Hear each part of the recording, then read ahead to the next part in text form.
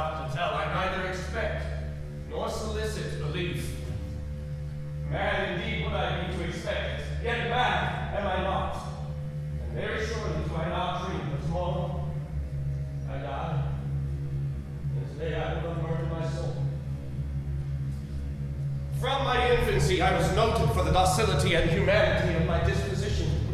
I was especially fond of animals, and was indulged by my parents with a great variety of pets. With these I spent most of my time, and never was so happy as when feeding and playing with them. Even as an adult, it remained one of my principal sources of pleasure. Hey, you boy, go get it. To those who have cherished an affection for a faithful dog, I need hardly explain the feeling. I married early, and was happy to find that my wife shared my love for animals. She lost no opportunity of procuring pets of the most agreeable kind. We had birds, goldfish, a fine dog, rabbits, a small monkey, and a cat. Hello, dear. Home so early. Look, Charles, what I brought. Look at the little kitty. Where did you get it, darling? Oh, some dogs were chasing it. Poor little thing. I rescued it just in time. It was so frightened. Well, it need not be frightened anymore. She was a beautiful animal, entirely black, and sagacious to an astonishing degree. Pluto, this was the cat's name, was my favorite pet and playmate. I alone fed her, and she attended me wherever I went about the house. It was even with difficulty that I could prevent her from following me through the streets. No, you must stay here. Our friendship lasted in this manner for several years. That wasn't until I began to change. Yes, as the years went on, my character suffered a radical change. Why? Well, I blush to confess it, but through intemperance. Yes, through intemperance. And then as drink became more necessary to me, day by day I became more moody, more irritable. It grew upon me like a disease. For what disease is like alcohol? Charles, where have you been? Does it matter? I shall go where I please. Charles, what is happening to you? Nothing is happening to me. You go out every night into those vile places. Would you stop your nagging? I go out because I can't stand your endless nagging. Pluto never nags me, do you, Pluto? Oh, be careful, Charles. Don't pick her up like that. You'll hurt her. It's my cat, and I want to hold her. Charles, no! Ah! She bit me! You little devil, I'll show you. The fury of a demon instantly possessed me. I grasped the poor beast by the throat and deliberately cut one of its eyes from the socket.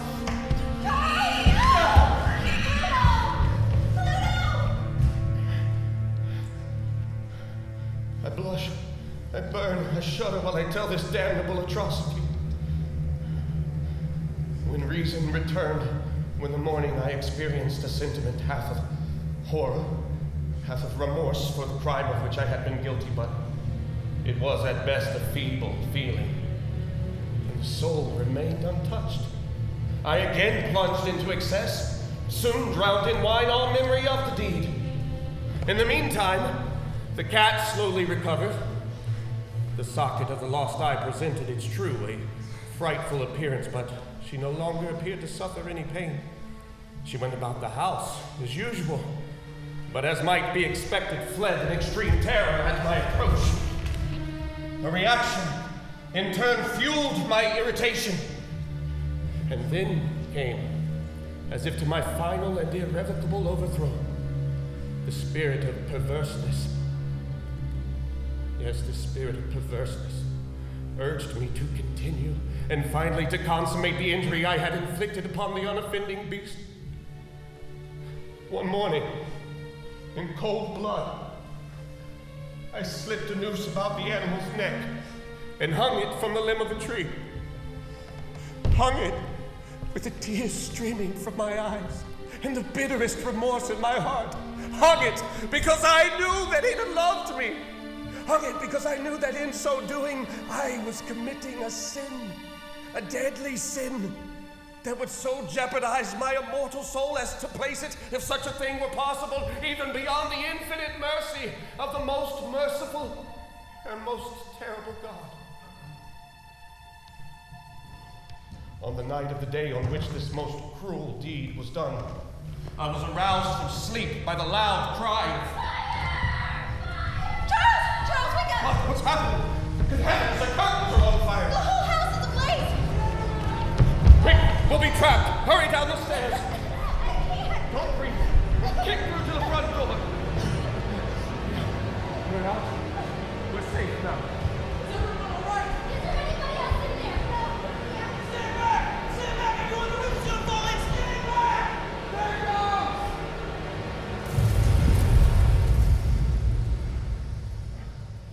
Our house! It's all gone now.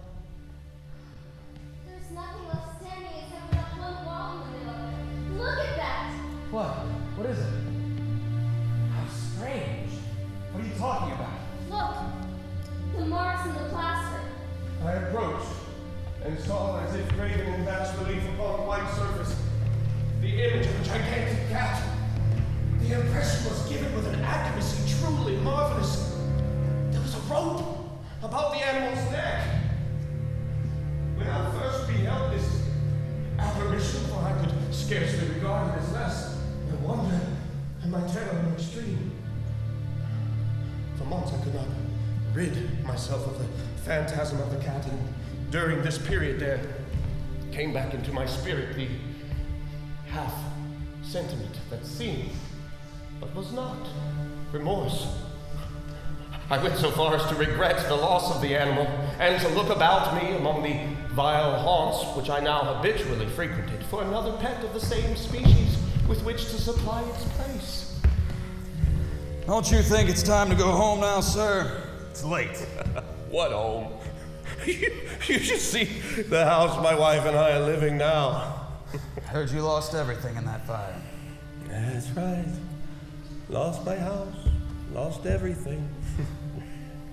It looks like I need another drink. Look, it's late. Maybe you should be getting home. Isn't your wife expecting you? Just bring me another drink.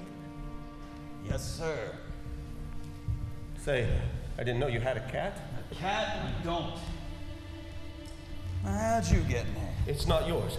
Never seen it before in my life. It looks exactly like a cat I used to have. Except for the little white patch on its chest. Hey, you want it? It's yours. Can't keep cats around here anyway. Wife don't like them. Especially black cats. Huh. You know what they say? All black cats are really witches. In disguise. Nonsense. You are coming home with me. As I prepared to leave, the animal's natural inclination was to follow me. I permitted it to do so, occasionally stooping and patting it as I proceeded. When it reached the house, it domesticated itself at once. It became immediately a great favorite with my wife. Oh, Charles, what a wonderful cat. Well, she's only been here a week, and you would think she's been here always. Yes, I've noticed that. Oh, she reminds me so much of Pluto. Except for the white patch on its chest. Don't forget that. Oh, that's right. I can't help wondering whatever became of poor Pluto. She just disappeared. Maybe she knew the house was going to burn down. Oh, see how she loves you, just like Pluto used to. For my own part, I soon found a dislike to it arising within me. With my aversion to this cat, however, its partiality for myself seemed to increase. It followed my footstep with a pertinacity which is difficult to comprehend. Whenever I sat, it would crouch beneath a chair or spring upon my knee, covering me with its loathsome caresses. As if that were not enough, the white patch on its chest, which had originally been very indefinite in shape, slowly assumed a rigorous distinctness of outline, and now represented an object that I shudder to name, of the gallows! Oh, mournful and terrible engine of horror and of crime, of agony and of death. And now was I indeed wretched beyond the wretchedness of mere humanity, my night knew I the blessing of rest anymore. The feeble remnant of good within me succumbed. Evil thoughts became my sole intimates, the darkest and most evil of thoughts. The moodiness of my usual temper increased to a hatred of all things and of all mankind, while my wife, alas, was the most usual and most patient of sufferers. Are you going out again, dear? Yes, I'm going out. I don't know when I'll be back. Before you leave, do you suppose you could... What? What is it? Could you help me bring some wood up from the cellar? The house is cold and I'm not strong enough to do it by myself. Fine. Come on. Let's go downstairs. Oh, look out! That cat! Nearly killed me. Tried to trick me on the stairs. That's it. This beast once and for all. Get out of my way!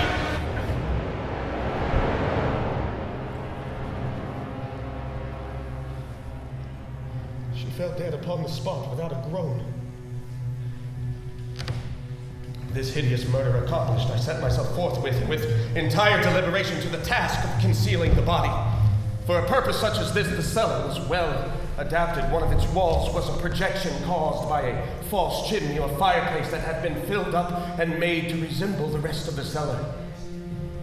By means of a crowbar, I displaced the bricks at this point, inserted the corpse, and walled the hole up as before, so that no eye could detect anything suspicious.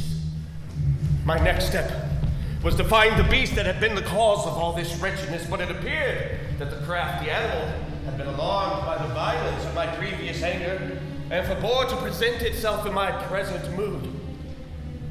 3 days passed, and still my tormentor did not appear.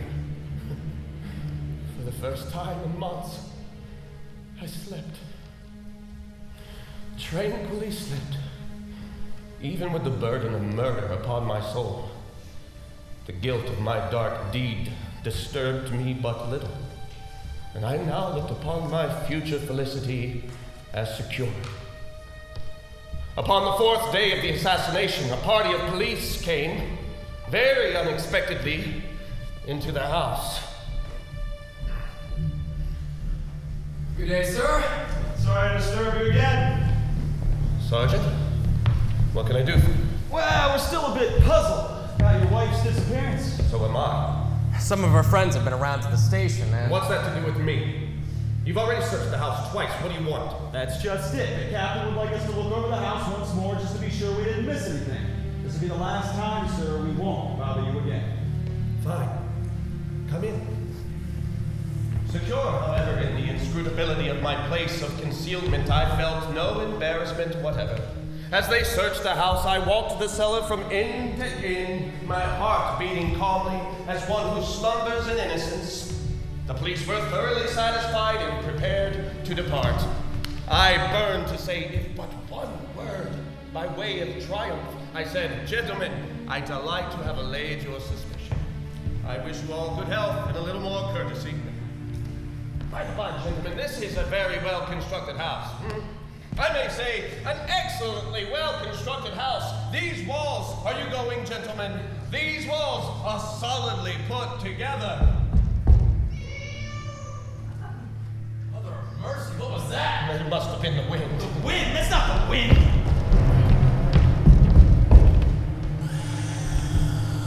It's behind the brick, Sarge! Hand me that crowbar! Now wait a second, you can't... Quiet! Stay where you are. The corpse, already greatly decayed and clotted with gore, stood erect before the eyes of the spectator.